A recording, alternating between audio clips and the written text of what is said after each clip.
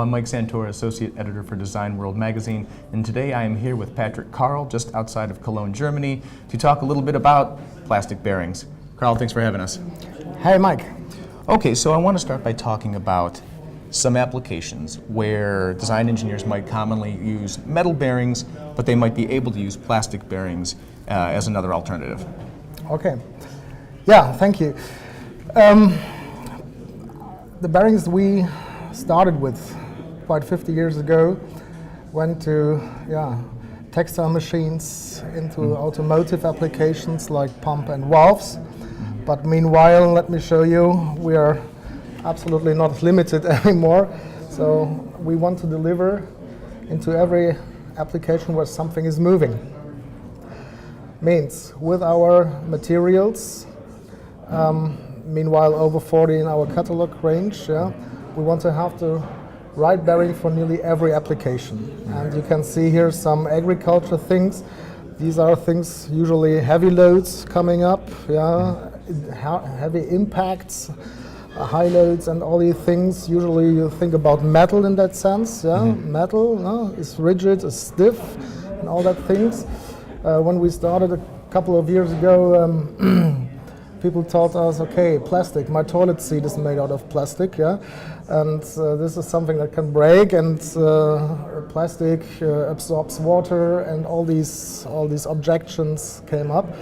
And we started in our laboratory running testing, and we wanted to show on facts, based on facts, what our materials are able to do. So meanwhile, we have, based on these tests that we did the last 40 years, we have lifetime calculators. Every application parameter, customer has an application, has his parameters, type it in, and gets a lifetime calculation, or we recommend the right material for this application with all this relevant data. And limits, some physical limits we do have for sure, as we are based on thermoplasts. But in general, I would say we can deliver into nearly every application where something is moving. Would you say that when design engineering teams contact Igus, that their concerns are primarily about strength, or are they tribological concerns in terms of friction and wear, or is it still the old strength thing?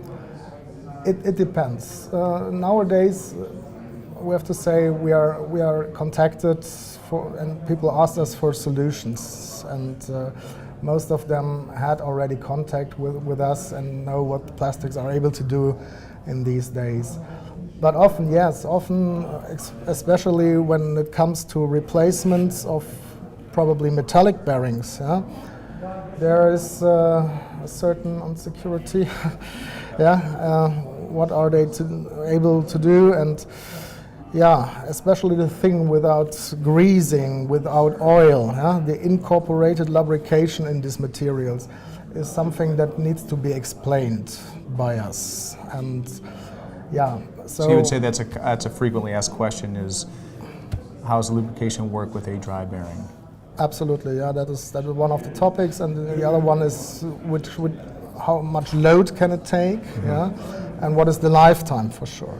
These are the things people are not sure about, and this is why we do so much effort in testing and R&D for these materials. Engineers are going to make you keep proving it to them, right? And that is still the challenge. But meanwhile, I would say to 80-90% we can give really direct an answer on lifetime calculation, all these things. And in these few cases that we are not able to judge how long and which material is the right one, then we do customized tests. We do tests for our customers under their conditions, and we learn and prove together what we are able to offer. Okay. Well, Patrick, thank you so much for your time. We appreciate it. For more videos like this, visit designworldonline.com.